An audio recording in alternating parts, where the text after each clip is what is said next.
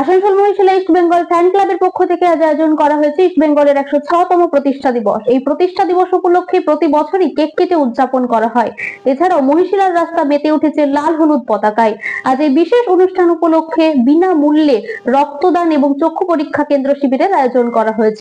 প্রতিষ্ঠান দিবস অনুষ্ঠানে উপস্থিত ছিলেন এমএমআইসি মানস দাস, প্রাক্তন ফুটবলার গৌতম খেজুর, সুমন শ্রেষ্ঠা, বিশ্বজিৎ দাস সহ আরো অনেকে। আসুন দেখে নিই সেই চিত্র। এই অনুষ্ঠানটি নিবেদন করছেন Indralekha Hajmi, Indralekha Chatpata mango, City Light Digital Production, ইন্ডিগোদা বুটিক।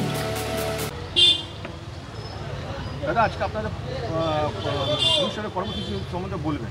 আমাদের কর্মসূচি ছিল, আমাদের প্রথমে পতাকা উত্তোলন ছিল, আর বিশেষ অতিথিরা ছিল সব বিশ্বজিৎ দাস, গৌতম খজুর ছিল, তারপরে কৃতি ছাত্রছাত্রী ছিল, তারপর আরও ক্রীড়াবিদ ছিল, এদেরকে সম্বর্ধনা দেওয়া হলো। আর রক্তদান শিবির ছিল, আর স্বাস্থ্য পরীক্ষা আছে।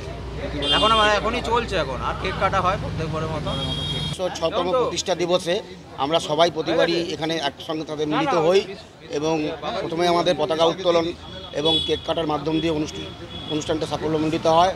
এবং তাছাড়া আমাদের কিছু মহিশিলা এবং তার বাইরেও কিছু কৃতি ছাত্রছাত্রীদের পুরস্কার বিতরণ করা হয়। এছাড়া 3টে ক্লাবকে আমরা ফুটবল প্রদান করেছি।